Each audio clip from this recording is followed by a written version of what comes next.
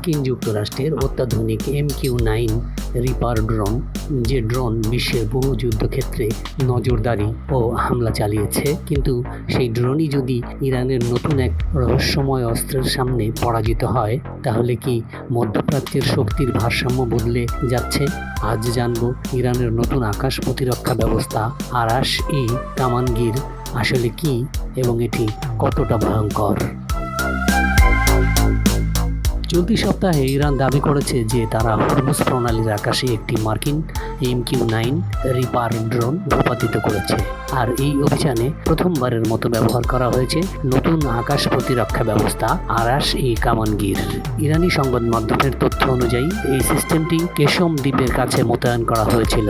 ইরানের দাবি এটি স্টিলথ প্রযুক্তি ব্যবহারকারী বিমান ও ড্রোন শনাক্ত করতে সক্ষম। বিশেষজ্ঞদের মতে এটি সম্ভবত একটি মোবাইল এবং স্বল্প পাল্লার ক্ষেপণাস্ত্র ব্যবস্থা। এতে ইলেকট্রো অপটিক্যাল সেন্সর এবং তাপ শনাক্তকরণ প্রযুক্তি থাকতে পারে, যা প্রচলিত রাডারের উপর পুরোপুরি নির্ভরশীল নয়। বিশ্বের সামরিক বিশ্লেষকরা বলছেন, যদি ইরানের দাবি সত্য হয় তাহলে এটি একটি গুরুত্বপূর্ণ সামরিক সাফল্য, কারণ MQ-9 রিপার বিশ্বের অন্যতম উন্নত নজরদারি ড্রোন হিসেবে পরিচিত। তবে এখানেই রয়েছে বিতর্ক। এখন পর্যন্ত ইরানের দাবির স্বাধীন কোনো আন্তর্জাতিক যাচাই হয়নি, তাই অনেক বিশেষজ্ঞ সতর্কতার সঙ্গে বিষয়টি দেখার পরামর্শ দিচ্ছেন। তবুও একটি বিষয় স্পষ্ট, মাসের পর মাস মার্কিন ও ইসরায়েলি হামলার পরও ইরান তার আকাশ প্রতিরক্ষা সক্ষমতা পুরোপুরি হারায়নি।